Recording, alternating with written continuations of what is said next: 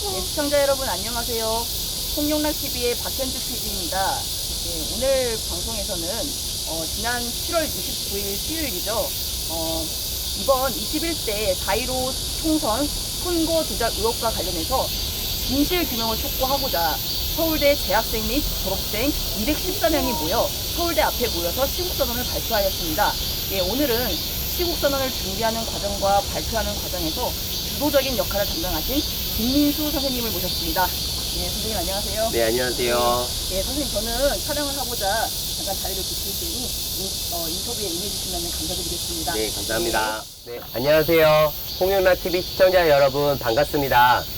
저는 이번에 부정선거에 대한 서울대 시국선언을 주도한 김민수라고 합니다.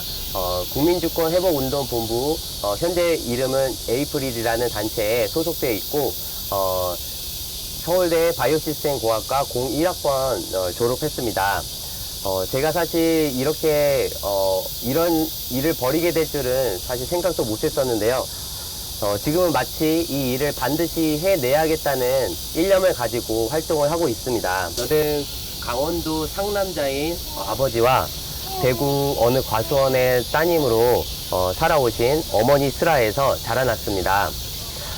아버지께서는 학창시절 전국에서 순위권에 들 정도의 수재이셨습니다. 칠판을 한번 보면 모든 것을 그대로 암기를 하실 수 있는 정도셨다고 하더라고요. 근데 아버지께서 서울대 합격 후에 집안의 여러 가지 내홍으로 인해서 스스로 대학을 포기하고 방황하는 시간을 가지셨었습니다. 아버지의 성격이 굉장히 다혈질적이고 울고드신 그런 부분이 있으신데요. 그래서 저는 어릴 적부터 아버지로부터 굉장히 터프한 가르침을 받아왔습니다. 모든 것을 순리대로 하도록 가르쳐 주셨고 잘못된 것에 대해서는 아주 호되게 야단을 치셨습니다. 그리고 강력한 체벌을 하셨기 때문에 아버지 앞에서는 조금이라도 제가 잘못된 행동을 하지 않도록 그렇게 특히 조심하면서 살아왔던 것 같습니다. 어머니께서는 온화하면서도 낙천적인 성격을 가지고 계셨고 어릴 때부터 저를 교회에 데리고 다니시면서 신앙교육을 많이 시키셨습니다. 어머니의 영향으로 저도 교회를 다니고 신앙을 가지게 되었습니다. 이런 아버지와 어머니 간에는 불화가 많이 있었고 저는 어쩔 수 없이 두 분 사이에서 항상 좀 평화로운 관계를 만들고자 중재하는 역할을 했던 것 같습니다. 두 분이 가장 다행으로 생각하시는 것은 제가 너무 한쪽만 닮지 않았다는 것인데요. 어머니의 성품을 많이 닮으면서도 올바른 것이 무엇인지에 대해서 확고한 목소리를 내는 그런 성격을 가지고 있습니다.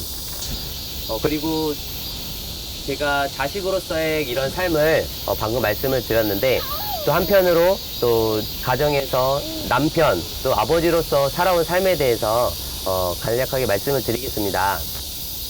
남자들이 대부분 꺼려하는 육아휴직을 제가 먼저 써가면서 아내의 사회 경제적인 활동을 지지해 주었고 리더십이 웬만한 남자보다 강한 편인 아내의 말을 최대한 잘 들어주려고 노력해 왔습니다. 그런데 부정선거를 확신하게 되면서부터는 관계가 조금 틀어지기 시작했습니다. 왜냐하면 아내와 한마디 상의 없이 서울대 커뮤니티에 부정선거가 사실이 아니면 제 졸업장을 걸겠다고 하며 글을 올렸고 또 저의 신원을 모두 공개해 버렸기 때문입니다. 평소에는 잘 해왔던 집안일과 육아도 조금씩 소홀해져서 아내가 굉장히 열받아 있습니다. 그러던 차에 얼마 전에는 처음으로 청소 용역 하시는 분을 아내가 고용했었습니다. 왜냐하면 제가 집안일을 많이 못했거든요. 그래서 그날만큼은 아내가 저에게 절대 어디로 나가지 말고 집안에 있는 귀중품을 잘 지켜달라고 신신당부했던 날이었습니다. 그날은 특별히 집회 신고를 오전 중으로 마감해야 되는 상황이었습니다. 제가 주로 담당을 했었는데 또 그날따라 이것을 대신해 줄 만한 분을 찾을 수가 없었습니다. 그래서 저는 아내의 경고에도 불구하고 어쩔 수 없이 청소 용역 하시는 분만 집에 둔 채로 9개월 딸을 직접 데리고 집회 신고를 하러 가야만 했습니다. 청소 용역 하시는 분이 오히려 저를 기다리다가 늦게 가시게 되었습니다. 그날 아내는 도대체 이렇게 할 거면 왜 자기와 결혼했냐며 엄청나게 화를 냈고 제발 더 이상 집행부로 일하지 말아달라고 울면서 얘기를 했었습니다. 저도 아내의 눈물에 마음이 약해져서 일을 줄여나가고 집안일도 잘 챙기겠다고 약속했습니다. 그런데 그 이후로도 저는 약속을 잘 지키지 못하고 있습니다. 하루 반나절 이상은 직접 딸과 놀아주던 그 시간들이 어느덧 집회 준비와 수많은 전화통화 시간으로 대체되기 시작했습니다. 이제 제 딸이 노는 곳은 제가 일하는 컴퓨터 책상 위 또는 자동차 유아용 시트 안 또는 거실 테두리 아닙니다. 그럼에도 불구하고 제가 웃으면 한없이 좋아해주는 이 딸을 보면 참 마음이 혼란스럽습니다. 한편으로는 먼 날 딸도 저의 이러한 행동을 이해하게 될 날이 올 거라고 생각하며 버티고 있습니다. 학교에서의 저의 삶에 대해서도 말씀드려야 될 것 같습니다. 저는 학창시절 얌전한 모범생으로 살았지만 불의를 보면 못 참는 그런 성격을 사실 감출 수는 없었습니다. 예를 들어 고2 때 점심시간 축구를 하는데 갑자기 어떤 사람이 저희가 축구하던 공을 가져가 버리는 일이 있었습니다. 그래서 저는 야, 네가 뭔데 우리 공을 함부로 가져가냐 라고 따졌었습니다. 그런데 그 사람은 고3 유도부에 속한 학생이었습니다. 그래서 그 일로 인해서 제가 유도부 전체를 적으로 돌릴 뻔 했거든요.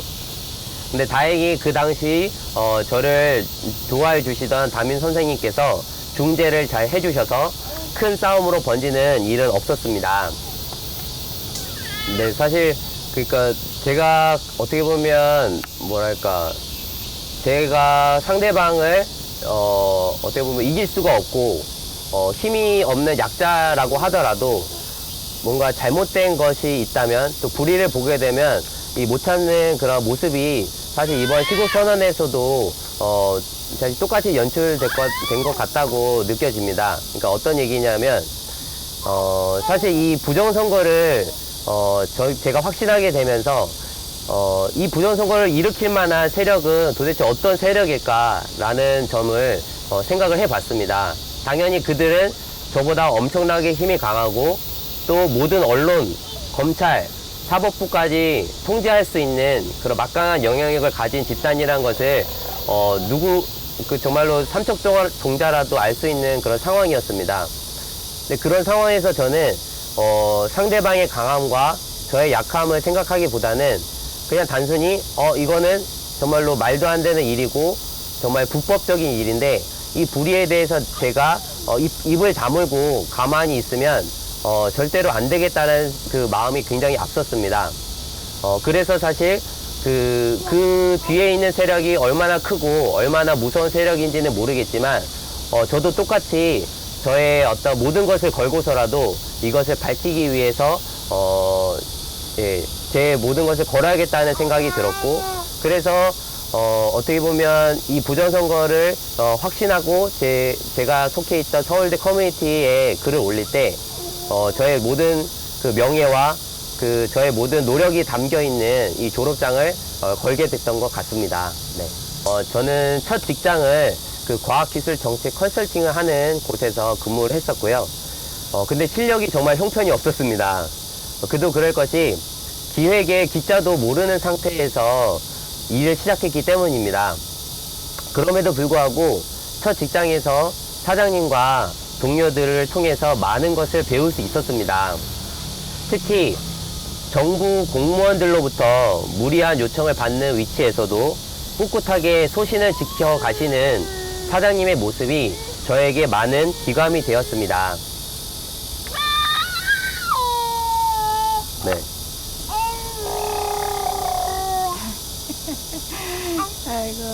아이고. 윤 대표님이 안 계시니까 예주야,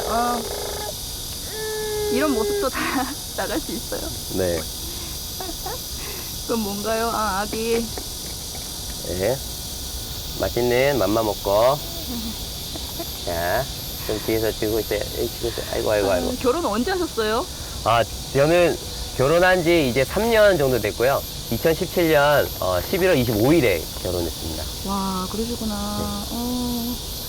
진짜 아내분도 이렇게 우리 김민주 선생님께서 애쓰시고 있다는 거 한 번쯤 이 방송을 통해 제가 전해드리고 싶네요. 네, 감사합니다. 네. 아내가 부디 좀 화를 풀고, 좀 대의를 위해서 좀 같이 희생할 수 있었으면 합니다. 근데 사실 제가, 어떻게 보면 지금 아내가 지금 둘째를 임신한 상태거든요. 그러시구나. 네, 예. 그러다 보니까 사실 저도 아내에게 너무 큰 어떤 희생이나 이런 것들을 요구할 수 없는 상황입니다.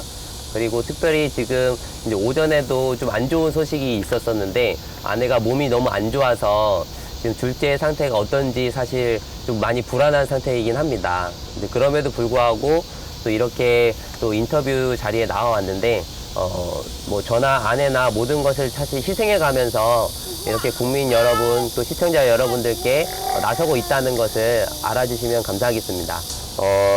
지금 다니는 화학 소재 회사는 2번째 직장입니다. 이곳에서는 그동안 쌓아온 커리어를 바탕으로 더 자신감 있는 생활을 할 수 있었습니다.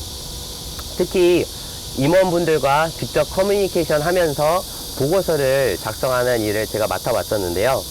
제가 모셨던 분들이 다행히도 열린 태도를 가지고 계신 분들이 많았습니다. 그래서 눈치 보지 않고 솔직하게 저의 생각을 가감없이 얘기할 수 있었고 높은 위치에 있는 사람들 앞에서도 크게 두려움 없이 제 의견을 개진할 수 있었습니다. 제가 워낙 앞뒤를 가리지 않고 말을 하다 보니까 동료들이 임원들에게 하기 어려운 말을 저를 통해서 할 때가 꽤 많이 있었습니다. 근데 저는 사실 회사에서 잘린다고 하더라도 뭔가 회사에 도움이 되는 충원과 그리고 고언을 반드시 해야 한다고 생각을 했었습니다. 그런데도 불구하고 이러한 저를 내치지 않고 신뢰를 해주신 분들이 꽤 많았던 것 같습니다. 최근 코로나19로 회사 사정이 어려워지면서 제가 속한 연구소는 해체되는 상황이 벌어졌는데 오랜만에 제가 짐을 찾으러 갔을 때 회사 동료들이 저를 보고 정치계에 입문하는 것 아니냐며 우스개로 얘기한 적이 있었습니다. 근데 사실 저는 정치에 정말 관심이 없었었고 너무나 관심이 없었던 그런 제가 어떻게 보면 이 정치에 대한 것을 어떻게 보면 너무나 관심 없었던 제 자신의 모습을 속죄하는 마음으로 사실 지금은 어떻게 보면 더 열심히 이러한 분야에 제 목소리를 내야겠다라는 생각을 가지게 되었습니다. 연구소 이름은요. 예. 폴리우레탄 소재를 만드는 그 회사인데 동성 코퍼레이션이라는 회사입니다. 네. 그렇구나. 지금은 코로나 때문에 어떤 어려움을 겪고 계신 거죠? 아무래도 그 내수 시장 전반적으로 다 침체인 상태이고 사실 화학 소재 기업은 다른 기업들에 비해서 그 시장의 경기에 크게 영향을 많이 받지는 않는 회사이긴 합니다. 근데 그런 화학 소재 회사가 위기 경영에 들어갔다고 한다면 다른 회사들은 사실 얼마나 큰 위험에 직면해 있는지 사실 단적으로 알 수 있는 부분이라고 생각이 듭니다. 그래서 저희 회사가 사실 굉장히 그나마 다른 회사에 비해서 안정적이고 또 탄탄하게 운영되어 왔음에도 불구하고 지난 IMF 때 연구소를 한번 어떻게 보면 이제 처분했던 일이 있었거든요. 그 이후에 다시 제가 입사했던 시점, 그러니까 2016년도에 다시 연구소를 부활시켰었는데 2015년도군요. 2015년도에 다시 부활시켰었는데 지금 5년이 채 되지 않은 상태에서 다시금 연구소를 폐쇄하는 결정을 하게 됐습니다. 그만큼 지금 굉장히 경제적으로 위기 상황이라는 것을 많은 국민들이 체감하고 계실 것이라고 생각합니다. 제가 어떻게 보면 교회에서 그 이제 다른 신혼부부들을 이렇게 리딩하는 역할을 맡고 있습니다. 그래서 매주 일요일마다 그 신혼부부들과 함께 모임을 가지고 예배를 드리고 뭐 그런 삶을 살아왔고요. 그리고 이제 해외 선교를 매년 아내와 함께 대만으로 방문해서 그 대만 현지에 있는 사람들과 교류하고 또 그곳에서 저희가 필요한 도움을 주고 그리고 또 제가 가지고 있는 어떤 종교적인 그런 신념을 또 그들에게 나누는 그런 활동을 매년 벌여왔었습니다.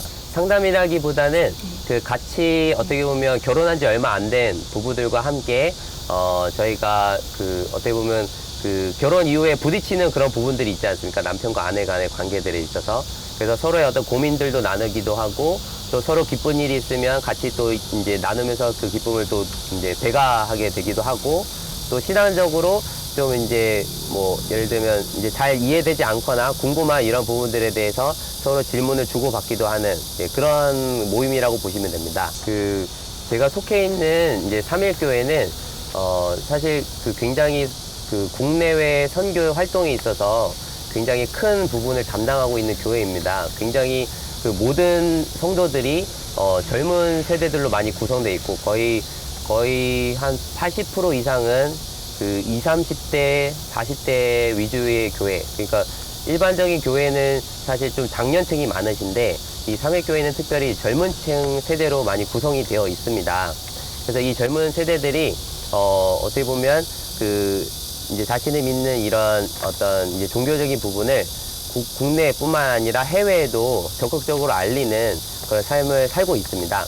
그래서 이제 제가 이제 속해 있었던 이제 이 대만 선교 팀은 그 대만 현지에 있는 교회들 중에 도움을 필요로 하는 교회들과 연계를 해서 그 한국의 문화에 대한 것을 그 현지인들에게 소개를 하고 그리고 한국의 음식들을 그 현지인들에게 대접을 하면서 또 한국의 어떤 그 문화를 좋아해주는 그런 대만인들이 굉장히 많이 있습니다. 그래서 그 대만인들에게 이러한 한국의 문화를 알리고 또 한국의 좋은 부분 그리고 또 이렇게 저희가 자랑할 만한 부분들을 같이 공유하는 그런 일을 하고 또 특별히 그 이제 이 대만 현지의 사람들이 사실 평소에는 이런 그 이제 기독교나 교회의 어떤 모습에 대해서 사실 잘 알지를 못하기 때문에 그분들에게 이제 성경의 내용이 어떠한 것이 있는지를 알려주고 또 이제 어떻게 보면 저희들은 사실 그 현지인들만큼 이렇게 능숙하게 언어를 구사하지는 못하지만 그 이제 대만어를 가지고 이제 그들에게 이 성경의 내용을 소개하는 그런 시간들을 이렇게 그 현지에서 가지는 그런 활동들을 1년에 한두 번씩 하고 있습니다. 네. 아, 그러시구나. 네. 아, 그러면은 진짜 김민 선생님께서는 독실한 크리스천이시네요. 네, 아무래도 예, 네. 그런 부분이 있습니다. 네. 아, 그러면은 지금 제가 선생님하고 연락을 하다가 사실 카카오톡 프로필 같은 것들을 보게 되잖아요. 네네. 오늘 제가 선생님하고 연락을 주고받다가 확인한 거에서 차별금지법에 대해서 반대하신다는 부분도 있는데 네, 혹시 네. 거기에 대한 의견도 좀 덧붙여주실 수 있어요? 네, 그 사실 차별금지법에 대해서는 많은 논란과 이슈가 있지만 제가 생각하는 부분은 이 차별금지법이 어떻게 보면 일반적인 이 나라를 구성하고 있는 국민들의 입장에서 상식적으로 조금 납득이 가지 않는 어떻게 보면 역차별을 조장하는 법이 아닌가라고 저는 생각을 하고 있습니다. 그러니까 그 부분을 간단하게 말씀을 드리면 사실은 그 성적 지향이 다른 사람들에 대해서 또 그들이 원하는 어떤 성생활에 대해서 저희가 뭔가 그거를 그 뭐 부정하고 잘못했다라고 하지는 않지만 근데 그 성적 지향이 다른 사람들이 오히려 일반적인 그 이제 일반적이라고 하면 이성애자들이라고 볼 수 있을 것 같습니다.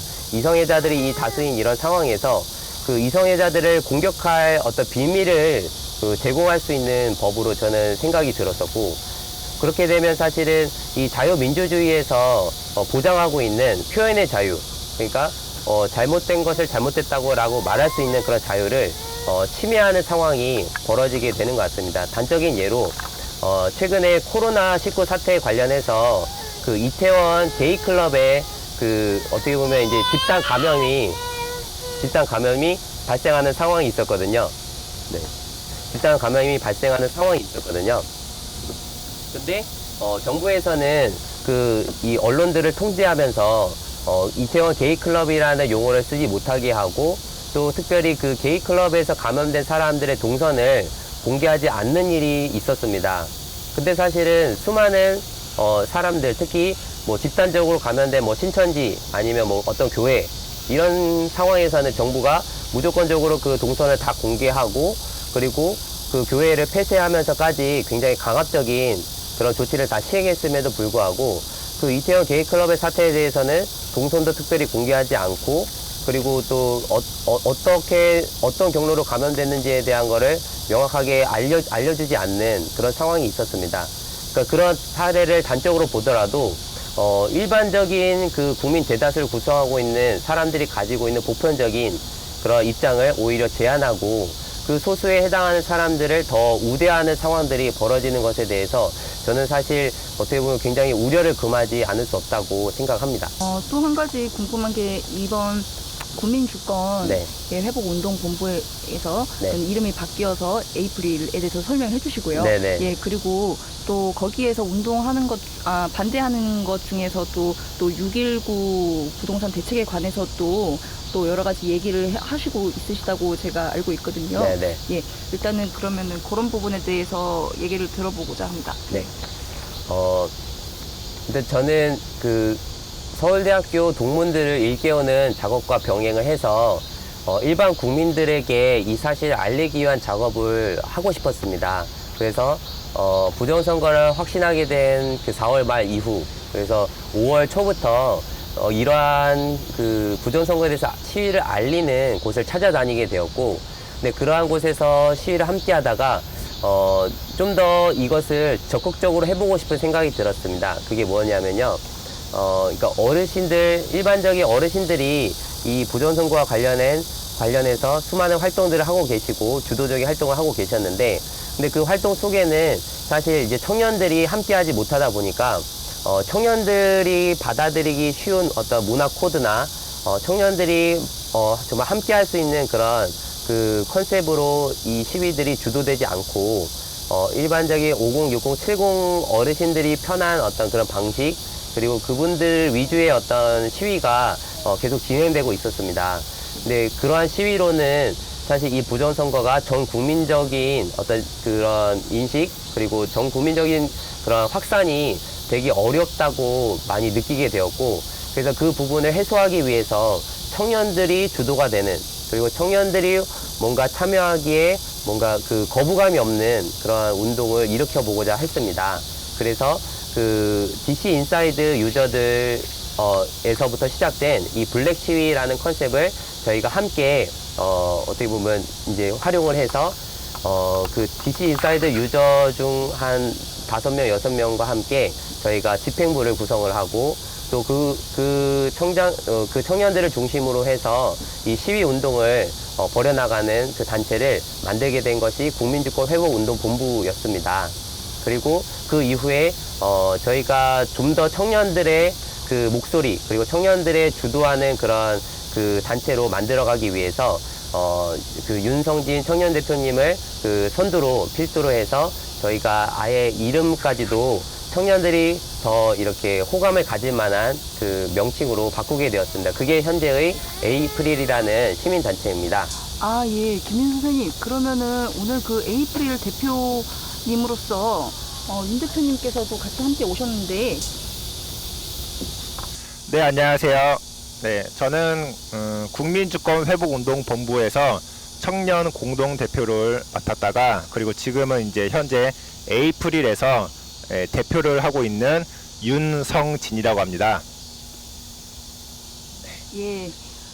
이제 두 분이 함께 이렇게 자리를 해주셨는데, 서울대학교에서 시국선언문을 준비하고 발표하는 과정에서 두 분께서 또 힘드셨던 어려운 부분들이나 또 그 과정들에 대해서 얘기해 주실 부분 있으실까요? 네. 일단 저는 이 서울대 시국선언과 그리고 매주 그 토요일에 부정선거에 대한 집회 준비를 병행하다 보니까 많이 바쁜 상황 가운데 있었습니다. 그런데 그 어떻게 보면 이 서울대 시국선언과 관련해서는 많은 동문분들이 참여해 주시고 특별히 그 가장 중요한 그런 시국 선언문 그리고 여러 가지 준비들을 여러 동문들이 많이 도와주셔서 제가 그 어떻게 보면 이 시국선에 대한 것을 많이 힘을 들이지 않더라도 그런 부분들이 잘 준비될 수 있었습니다. 그리고 또 한편으로는 이 매주 진행되는 이 부정선거에 대한 그 시위 준비에 있어서 제가 사실 혼자 가진 힘은 너무나 미약한데 이렇게 또 귀한 또 뜻을 가진 청년들이 함께 해주면서 또 많은 아이디어 그리고 저희가 정말로 수많은 밤을 지새면서 거의 밤 2시, 3시까지 회의했던 것이 거의 매주 2-3번씩 있었던 것 같습니다. 그런 회의를 하면서 이렇게 힘들게 준비하는 상황이 있었고 그 가운데서 또 옆에 있는 이 윤선진 대표가 굉장히 많은 마음고생을 했었습니다. 왜냐하면 수많은 시민분들이 어떻게 보면 조언을 해주시는 부분도 있지만 또 질책과 또 여러 가지 사람들과의 그런 관계 이런 부분들이 사실 그 어떻게 보면 청년 대표로서 짊어지기에는 참 굉장히 무거운 짐이 아니었나라고 저는 생각이 들었습니다. 근데 그럼에도 불구하고 꿋꿋하게 이제 이번 주까지 하면 이제 11주차 시위가 되는데요. 이렇게 11번의 시위를 진행해 오면서 정말로 잘 버티고 함께 해주고 있는 이 청년들 그리고 특별히 윤 대표님께 저는 사실 굉장히 큰 감사의 말씀을 드리고 있습니다. 그리고 시국선언 현장 당일에서도 윤 대표님이 직접 찾아와 주셔서 많은 도움을 주셨었거든요. 네. 이번에 서울대 시국선언은 이제 옆에 계신 이제 김민수 팀장님이 어쨌거나 거기 졸업생이기 때문에 저희는 이제 서울대에 관한 거는 이 팀장님한테 그러니까 김민수 팀장님한테 이제 전적으로 거의 다 위임을 했다시피 했고요. 그리고 그 상황에서 저희는 저희 에이프릴만이 이제 또 계속 가야 되는 그 방향성이 있지 않습니까? 그 부분을 이제 최대한 그 김민수 팀장님이 부재를 한다고 하더라도 그거에 대해서 저희는 배려를 하고 그 다음에 지지를 하는 과정에서 저희가 또 다른 회의를 간다든지 아니면은 그 김민수 팀장님이 해야 될 부분을 저희가 좀 도맡아서 좀 약간 역할 분담을 이번에 좀 한 것으로 이제 저는 서울대 시국 선언에 좀 도움을 드리지 않았나 저희 팀들이 약간 좀 그렇게 생각을 하고 있고 그리고 평소에도 사실 제가 대표로서는 있지만 그래도 대외적인 활동을 저희 김민수 팀장님께서 되게 많이 하고 계세요. 그래가지고 이분이 거의 전적으로 이 팀의 진짜 명운을 진짜 약간 좀 걸고 움직이시는 약간 그런 중책을 맡고 계시지 않나 저희는 그렇게 생각을 하고 있습니다. 네. 예. 그러면은 에이프릴이라는 단체에서 앞으로 진행할 네. 일들에 대해서 간략하게 좀 설명해 주실 수 있을까요? 네. 어떻게 보면 정말로 순수한 의도로 정말 순수한 분노로 시작했던 이 운동인 것 같습니다.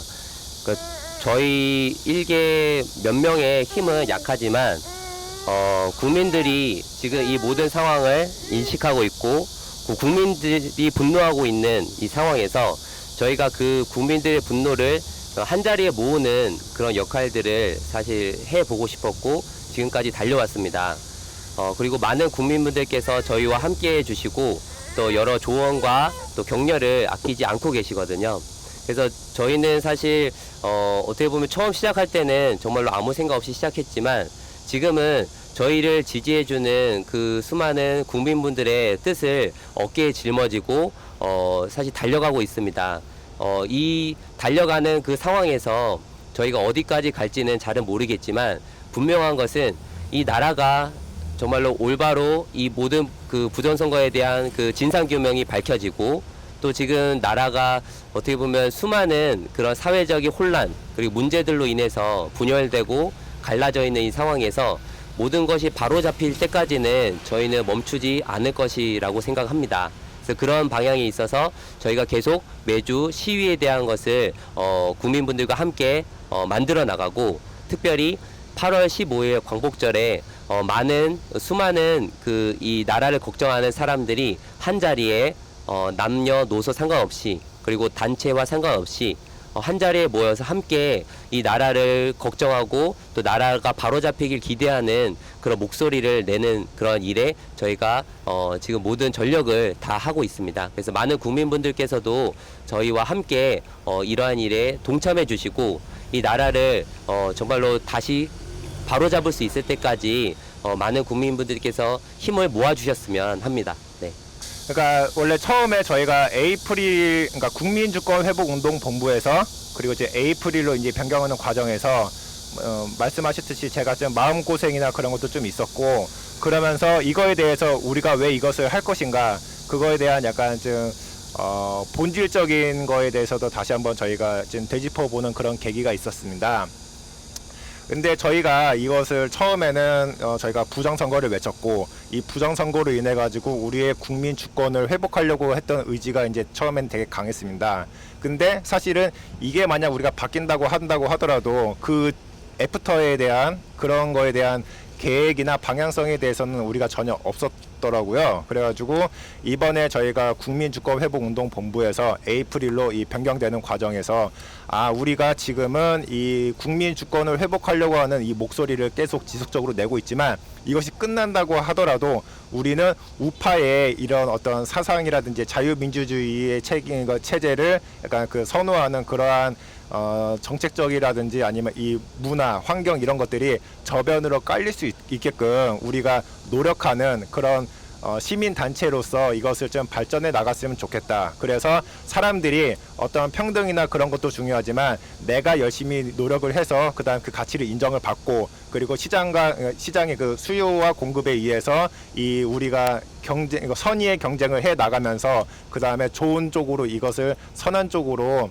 나아갈 수 있는 그러한 문화의 어떤 그런 좀 도움이 되자, 약간 좀 그런 뜻으로 이 에이프릴을 만들게 되었고요. 저희가 이렇게 지금은 부정선거를 외치고는 있지만 저희가 이 부정선거 말고도 다른 우리가 무언가 목소리를 내야 될 그런 상황이나 아니면 메시지가 있다고 하면은 저희는 그것을 충분히 받아들이고 시위에 같이 저희랑 참석해 주시는 분들도 그런 거에 대해서 포용력을 다 가지고 계시거든요. 그래가지고 부정선거 이외에도 현재 어떠한 그 우리가 지금 전해야 될 메시지가 있다고 하면은 저희 쪽에 오셔가지고서 같이 목소리를 내주셔도 정말 감사할 것 같습니다.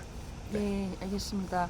예, 혹시나 관련 소식 있으면 홍윤락 저한테도 한번 연락을 주세요. 네, 알겠습니다. 네. 제가 홍보하고 또 그렇게 예. 해드릴 수 있으니까요. 네.